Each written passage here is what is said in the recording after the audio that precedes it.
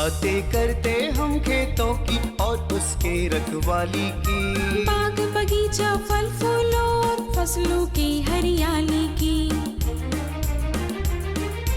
हम बीजों की बातें करते उत्तम जल संसाधन की, हम तकनीकी बातें करते फसलों के उत्पादन की। हर किसान का सपना सच हो जीवन सुखद बनाने को, गाँव-गाँव के हर आंगन का प्यारा सा ये दर्शन। कृषि दर्शन, कृषि दर्शन, कृषि दर्शन, कृषि दर्शन, कृषि दर्शन, कृषि दर्शन, कृषि दर्शन, कृषि दर्शन।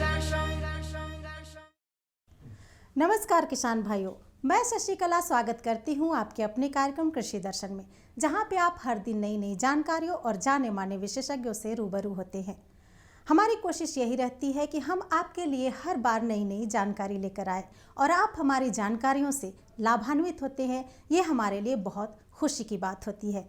किसान भाइयों कहते हैं कि मेहनत लगती है सपनों को सच बनाने में, हौसला लगता है बुलंदियों को पाने में, और एक दिन जब बुलंदी हासिल हो जाती है तो सर गर्व से ऊंचा हो जाता है और शान से हमारी जुबान से एक ही बात निकलती है कि मैं एक सफल किसान हूँ।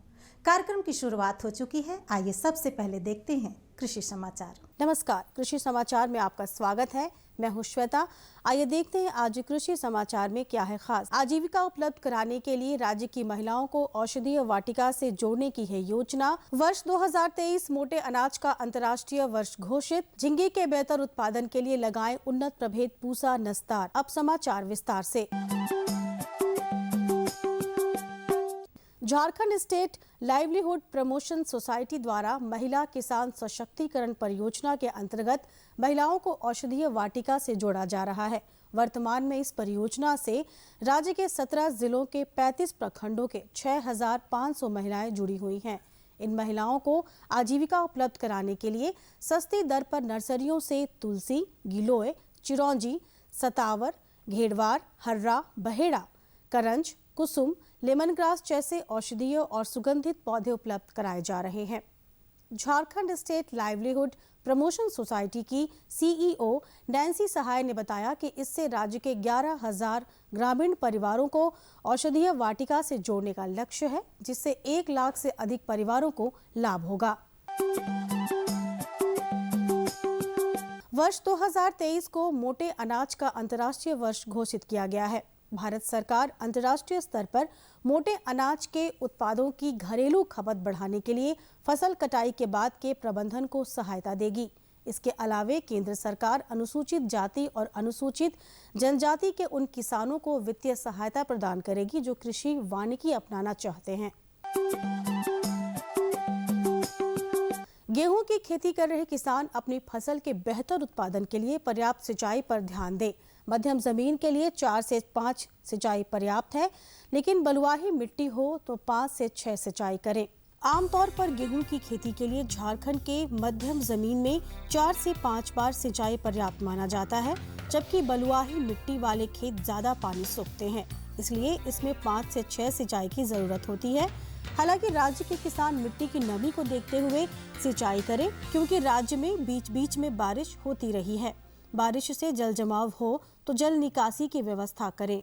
झारखंड के परिप्रेक्ष्य में मैं ये कहना चाहूँगा कि यदि मध्यम जमीन है, मीडियम लैंड है, तो उसमें 4 से 5 सिंचाई प्रभावी है। 4 से 5 सिंचाई में हो जाएगा गेहूँ। यदि थोड़ी मतलब जिसमें बलुआई मिट्टी ज़्यादा हो तो उसमें 6 सिंचाई भी लग सकती है। ये मिट्टी की जो हमारा लैंड सिचुएशन है उसके ऊपर पूरी तरह निर्भर करता है कि और मिट्टी का टाइप के कितना सिंचाई लगता हो, लेकिन सामान्यतः 4 से 6 सिंचाई में गेहूं की खेती सफलतापूर्वक की जा सकती है। किसान भाइयों, आप यदि लत्तर वाली सब्जी फसल झींगी की ग्रीष्मकालीन खेती करना चाहते हैं तो फरवरी तक बुआई का काम पूरा कर लें। राज्य में झींगी के बेहतर उत्पादन के लिए उन्नत प्रभेद पूसा नस्तार, सतपुतिया, स्वर्ण मंजरी या स्वर्ण उपहार लगाएं। झींगी की गर्मा बुआई में 4 से 6 किलोग्राम बीज प्रति हेक्टेयर की दर से लगाएं। खेत में प्रति थाला 3 से 5 बीज बोएं। बुआई में कतारों के बीच 1.5 से 2 मीटर की दूरी रखें। झींगी के बेहतर उत्पादन के लिए झारखंड के लिए अनुशंसित उन्नत प्रभेद पूसा नस्दार, सतपुतिया, स्वर्ण मंजरी या स्वर्ण उपहार लगाएं। इनकी उत्पादन क्षमता 80 से 120 क्विंटल प्रति हेक्टेयर है। अब बारी है एक सफल किसान से मिलने की, तो आइए चलते हैं किसान के गांव। आज हमारे साथ हैं श्यामधनी महतो जी। आइए इनसे जानते हैं कि खेती में क्या नए तकनीकों का उपयोग करके ये किसानों को लाभ पहुंचा रहे हैं और अधिक से अधिक मुनाफा कमाने में मदद पहुंचा रहे हैं। मेरा नाम श्यामधनी महतो, मैं ग्राम मल्टी प्रखंड इटकी का निवासी हूं। हमारे ग्राम मल्टी में या अगल बगल के इटकी ब्लॉक में सभी लोग की खेती से जुड़े हुए हैं, सभी खेती करते हैं। और यहाँ पे जो है बैगन, मिर्चा, टमाटर, फ्रेंचबीन का बड़े पैमाने पे खेती होता है। तो वही जो है किसान जो अच्छे वैरायटी जो बैगन के लगाते हैं तो वो जो है मुरझा रोग उसमें ज़्यादा आता है, जिससे कि किसान का ठीक फसल तैयार होते हैं पौधा जो है सूख जाता है।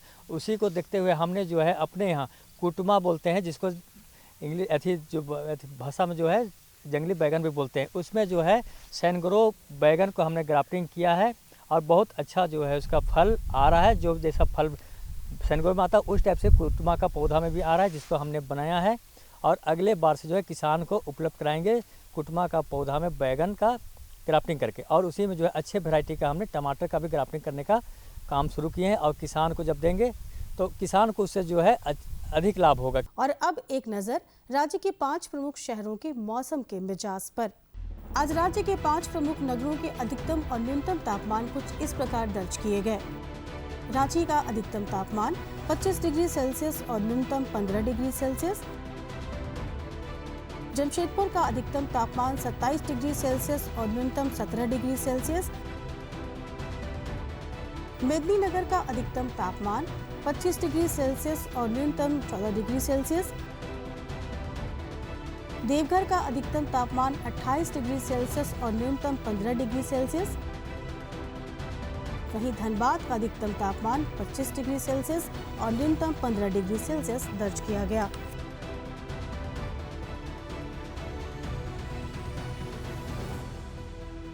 कृषि समाचार में आज इतना ही। अगले दिन अगले अंक में फिर मुलाकात होगी कुछ नई जानकारियों के साथ। तब तक के लिए दीजिए इजाजत। नमस्कार, जोहार। किसान भाइयों, मुर्गियों में टीकाकरण कराने से उनकी मृत्यु दर को काफ़ी हद तक रोका जा सकता है। टीकाकरण किस किस समय और कौन कौन सी बीमारियों की रोकथाम के लिए किया जाता है, जानने के लिए आइए सीधे चलते हैं विशेषज्ञ के पास। किसान भाइयों, आज हम बात करेंगे मुर्गियों में टीकाकरण किस समय करें और क्यों आवश्यक है इसके लिए। डॉक्टर साहब, जैसा कि आज का हमने विषय लिया है मुर्गियों में टीकाकरण क्यों करवाना है और किस समय पर करवाना है, तो सबसे पहले आप हमारे किसान भाइयों को बताएं कि मुर्गियों का टीकाकरण क्यों आवश्यक है। जी हाँ किसान भाइयों, जैसे अभी मुर्गी के व्यवसाय जिस तरह से बढ़ रहा है आगे की ओर और जो भारत में इसकी जो भविष्य है वो भी बहुत अच्छा है। आने वाले दिनों में इसकी डिमांड बढ़ते ही जाएगी और किसानों के लिए भी एक फ़ायदा वाला व्यवसाय साबित हो रहा है। तो किसान भाइयों, मुर्गियों में अधिकतर बीमारियां वायरस जनित होती हैं, जो विषाणु जनित होती हैं। इसी कारण उनसे बचाव के लिए जो सबसे अच्छा तरीका है और सस्ता तरीका कहें तो वो टीकाकरण ही है। टीकाकरण ही मुर्गियों में रोग से बचाव के लिए सबसे सस्ता और टिकाऊ तथा सुरक्षित तरीका अगर है कोई तो वो टीकाकरण ही है। बिना टीकाकरण के मुर्गियों में मैंने बीमारी होने के बाद जब हम मुर्गियों का इलाज करते हैं उस स्थिति में हम बहुत कम जो इन्फेक्टेड मुर्गियां हैं उन सबों को बहुत कम बचा पाते हैं। इसी कारण हमारी ये सलाह रहेगी कि आप मुर्गियों को टीकाकरण 100% करें और नियमित टीकाकरण के द्वारा ही आप इस व्यवसाय को अच्छी तरह से चला सकते हैं। डॉक्टर साहब, जो भी मुर्गी व्यवसाय हैं जो शुरुआती दौर में मुर्गी व्यवसाय करना चाहते हैं तो उनके लिए जब लेकर आते हैं तो कितने दिनों के अंतराल पर टीकाकरण करना चाहिए और क्या विशेष देखभाल करनी चाहिए। जी किसान भाई, इसको अच्छी तरह से जानना बहुत आवश्यक होता है।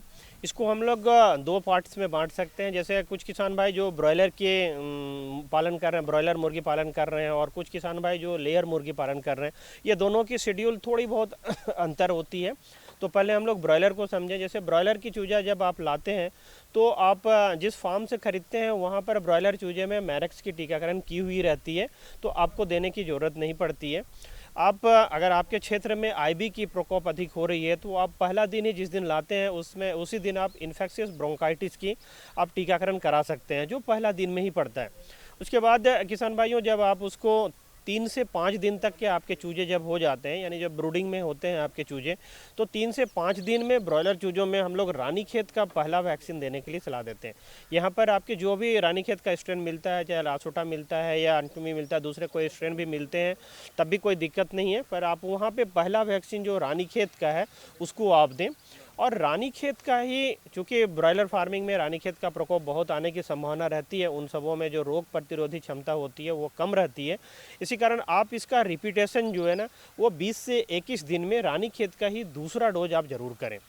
तो ये दोनों रानीखेत से बचाव के लिए इतना ब्रॉयलर मुर्गी के लिए काफ़ी है, क्योंकि आप 30 से 35 दिन में उसकी मार्केटिंग कर ले रहे हैं, तो उससे आगे इसको देने की कोई टीकाकरण करने की आवश्यकता नहीं है। दूसरा क्या है किसान भाई, यहाँ पे गैम्ब्रो बीमारी की जो IBD जो बीमारी है उसको कॉमनली हम लोग गैम्ब्रो के नाम से जानते हैं, तो इसका भी प्रकोप ब्रॉयलर में काफ़ी देखा जाता है।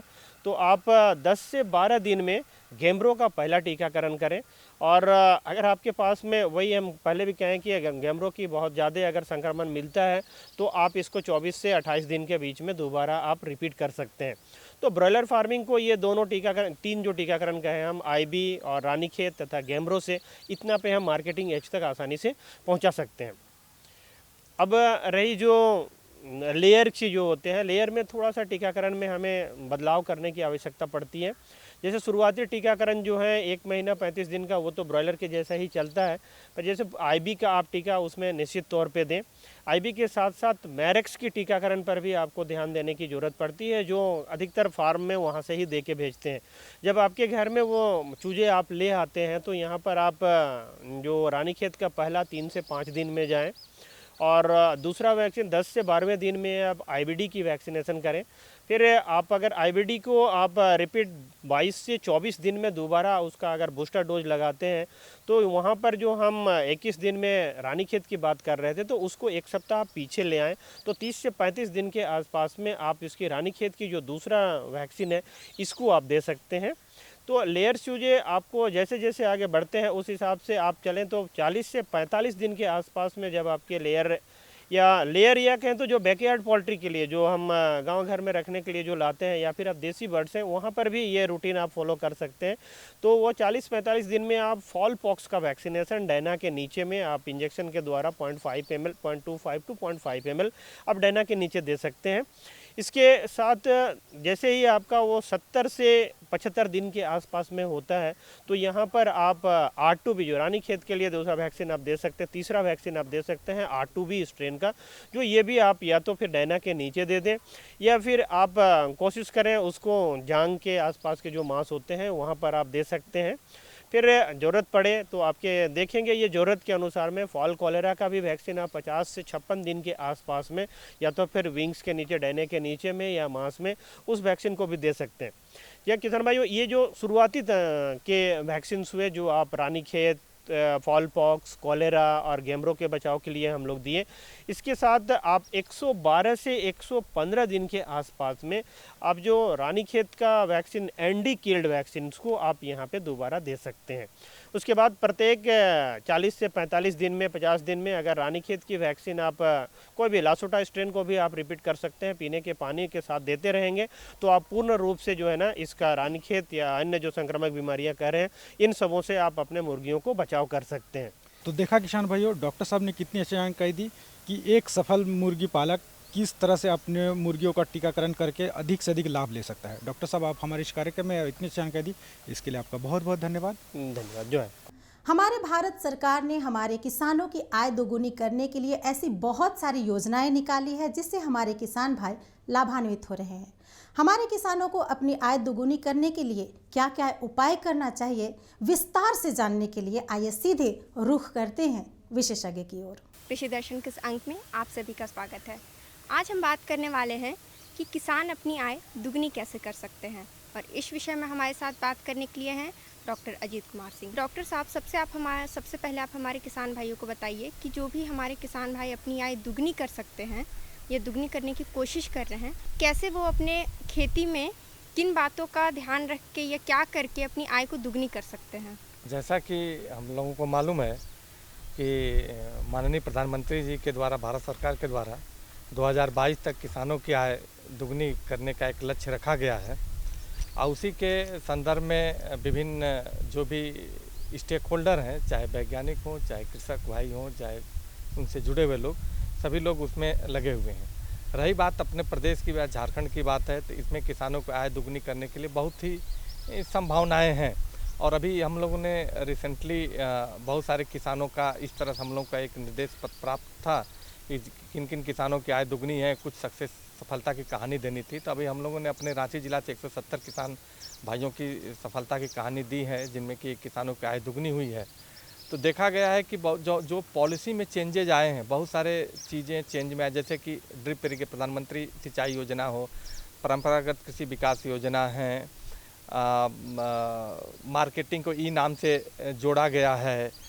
ऐसे बहुत सारे पॉलिसी में चेंजेज आए हैं, सॉइल हेल्थ कार्ड है, और कुछ तकनीकियाँ का भी जो किसान भाइयों में तकनीकियों का गैप था, उस गैप को आइडेंटिफाई करते हुए बहुत सारी तकनीकियों को बताया गया है।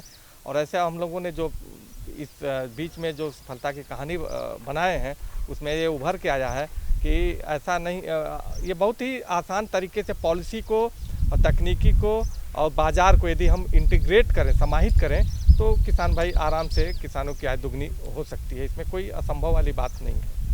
तो जैसे कि जो भी हमारे किसान भाई इस पॉलिसी या फिर इस योजना से खुद को आगे बढ़ाना चाहते हैं, अपनी आय दुगनी करना चाहते हैं, तो जो भी हमारे किसान भाई खेती कर रहे हैं, वो और किस चीज़ को अपने खेती में समाहित कर सकते हैं या और किस चीज़ में आगे बढ़ सकते हैं कि उन्हें खेती से भी फ़ायदा हो, और अगर वो मूल्य संवर्धन करें तो उन्हें कैसे ज़्यादा से ज़्यादा फ़ायदा होगा? तो आय दुगनी सिर्फ प्रोडक्शन से नहीं हो सकता है। आय दुगनी पे कई चीज़ों पे फोकस करना होगा। एक तो लागत को कम करनी होगी, जैसा आपने चर्चा कर रही थी, लागत को कम करना होगा। बाज़ार में जब हम मार्केट में ले जाएं, उसमें द्वितीयक कृषि जिसे वैल्यू एडिशन कहते हैं या मूल्य संवर्धन होता है, उसमें कैसे कंट्रीब्यूट किया जाए। यदि लागत को कम किया जाए, मूल्य संवर्धन किया जाए और मार्केट से जोड़ दिया जाए, तो आय दुगनी हो जाएगी आराम से। जैसे एक तकनीकी ड्रिप इरिगेशन का ही ले लें, सूक्ष्म सिंचाई का ही ले लें। ये सूक्ष्म सिंचाई जैसा माननीय प्रधानमंत्री के द्वारा बोला गया पर ड्रॉप मोर क्रॉप, तो सूक्ष्म सिंचाई से न सिर्फ पानी की बचत होती है, पानी तो बचत होती ही होती है, साथ में हमारा प्रोडक्शन और प्रोडक्टिविटी और उसका क्वालिटी भी अच्छा होता है, तो उससे हम कर सकते हैं। इसी तरह लागत में कम करने के लिए जो प्राकृतिक संसाधनें हैं, प्राकृतिक संसाधन जैसे खेती है या जैविक खेती है, या उन सब में यदि हम जाते हैं तो वहाँ पे लागत काफ़ी कम होता है, क्योंकि जो प्राकृतिक संसाधन है, उन संसाधनों के द्वारा ही खाद का व्यवहार हो या कीड़ा दवा की हो, कीटनाशक की जो चीज़ें हैं वहाँ पे होती हैं। साथ में जब हमारा प्रोडक्शन बढ़ता है, और वैल्यू एडिशन, यदि हम कोई चीज़ जैविक भी उत्पाद बेचते हैं, वो भी वैल्यू एडिशन है, क्योंकि जो हम रासायनिक खाद से उत्पादित प्रोडक्ट को ले जाते हैं, यहाँ पे हम जैविक जब ले जाते हैं तो उसका दाम बढ़ जाता है। किसी भी चीज़ में मूल्य का जब वृद्धि हो जाती है, उसको वैल्यू एडिशन कहते हैं। जैसे धान, किसान भाई हम धान उपजाते हैं, यदि धान को हम सीड प्रोडक्शन के द्वारा करते हैं तो वहाँ पे भी हमारा वैल्यू एडिशन हो गया, वहाँ पे भी दाम अच्छा मिलता है। किसान बहुत सारे ऐसे जैसे मड़ुआ अड़ुआ है, जैसे उनका हम वैल्यू एडिशन कर देते हैं, या आम अचार है तो उसका पिकल बनाते हैं, अचार बनाते हैं। वहाँ इन सब चीज़ों से मूल्य का संवर्धन करके हम आय अच्छे से बढ़ा सकते हैं। लेकिन जो भी हमारे किसान भाई एक ही खेती पर डिपेंड करते हैं, एक ही फसल पर डिपेंड करते हैं, वो अपने खेत को किस तरीके से दूसरे फसलों में भी समाहित करके और कैसे अपनी आय को दुगनी कर सकते हैं? झारखंड का जो जलवायु है, बहुत लोग बरसात पे ही निर्भर करते थे। जनरली मोनोक्रॉपिंग होती है, एक फसल पे ही होता है। लेकिन इसके लिए किसान भाइयों को क्रॉप डाइवर्सिफिकेशन जिसको बोलते हैं, उसमें आना पड़ेगा। एक सिंगल क्रॉप पर रहने पे क्या है, क्योंकि ये सब पर्यावरण पे निर्भर करता है, कभी कुछ मौसम इनके अनुकूल नहीं रहा तो पूरी फसल ही बर्बाद हो जाती है। तो उस केस में जैसे एक एग्जांपल दिया जाए धान का, यदि हम धान लेने के बाद, कटाई के बाद खेत को खुला छोड़ देते हैं, तो वहाँ पे राइस फैलो एरिया जिसको बोलते हैं, वहाँ पे हम आराम से हम कोई भी दलहन फसल ले सकते हैं जो कम पानी की जरूरत है, या तेलहन का फसल, तेलहन की बहुत संभावनाएं हैं। तो राइस धान कटने के बाद कम ड्यूरेशन की, कम प्रजातियों, कम दिन की जो सरसों है, जैसे PM30 आजकल बायोफर्टिफाइड एक वैरायटी, बहुत अच्छी वैरायटी है, काफ़ी इसका, तो वहाँ पे हम ले सकते हैं। या दलहन में जाते हैं तो दलहन में हमको गर्मा मूंग ले सकते हैं, यदि पानी को थोड़ा इंश्योर करें। या फिर एक मसूर एक खेती हो सकती है, मसूर पानी में काफ़ी कम ज़रूरत पड़ती है, तो मसूर का हम उपयोग कर सकते हैं। और जैसे क्रॉप डाइवर्सिफिकेशन का ये है कि जैसे आप हमारे झारखंड में देखते हैं कि एक फसल के साथ कई फसल भी ले सकते हैं। जैसे आलू लगा रहे हैं तो कुछ सरसों हम लगा लें, कुछ वहाँ पे वेजिटेबल लगा लें, तो एक क्रॉप पे न डिपेंड रख के यदि ज़्यादा हम क्रॉप लेते हैं तो उससे क्रॉपिंग इंटेंसिटी भी बढ़ती है, और क्रॉप यदि कोई एक क्रॉप फेल भी होती है तो दूसरे क्रॉप से उनको आय का वृद्धि हो जाती है। तो इस पर क्रॉप डाइवर्सिफिकेशन पे किसान भाइयों को जाना चाहिए, और ख़ासकर जो ज़मीनें खाली रह जाती हैं उनको हम लोग दूसरे क्रॉप से आच्छादन करना चाहिए, तो ज़रूर उनका उत्पादकता बढ़ेगी और नेट इनकम भी बढ़ेगी। सर, जो भी हमारे किसान 1 हेक्टेयर ज़मीन के मालिक हैं, वो अपने खेत को किस रूप में बांटे कि उन्हें सालों भर आमदनी हो, और किन किन कंपोनेंट को वो उसमें शामिल कर सकते हैं अपनी आय वृद्धि करने के लिए? इसको समेकित कृषि कह सकते हैं। ये बहुत कुछ डिपेंड करता है ना कि क्या किस एरिया में है, लोकेलिटी में है, अब किस तरह का संसाधन उनके पास उपलब्ध है। यदि झारखंड के प्रॉस्पेक्ट में देखें तो जैसे मान लीजिए खेती कर रहे हैं, एक हेक्टेयर का जैसे 250 डिसमिल का आप की, तो उसमें करीब 150 डिसमिल यदि वो 150-200 डिसमिल यदि फसल लेते हैं, यदि पानी की सुविधा है, फसल के साथ साथ क्या वो वहाँ पे कुछ केचुआ खाद भी कर सकते हैं, क्या कुछ गोपालन कर सकते हैं, यदि 2-3 गाय रख सकते हैं तो गाय से सिर्फ दूध ही नहीं मिलेगा, गोमूत्र से उससे हमको जो रासायनिक खाद है या रासायनिक दवा उसका एक विकल्प मिल जाता है, जैविक में मिल जाता है। इसी तरह यदि थोड़ा वन क्षेत्र है उसके पास तो वो मधुमक्खी पालन कर सकते हैं, यदि ज़्यादा वो डिपेंड करता है। यदि वन क्षेत्र है तो ऐसे कर सकते हैं कि beekeeping based integrated farming system, यदि शहर के पास है तो गो पालन आधारित कृषि प्रणाली को अपना सकते हैं।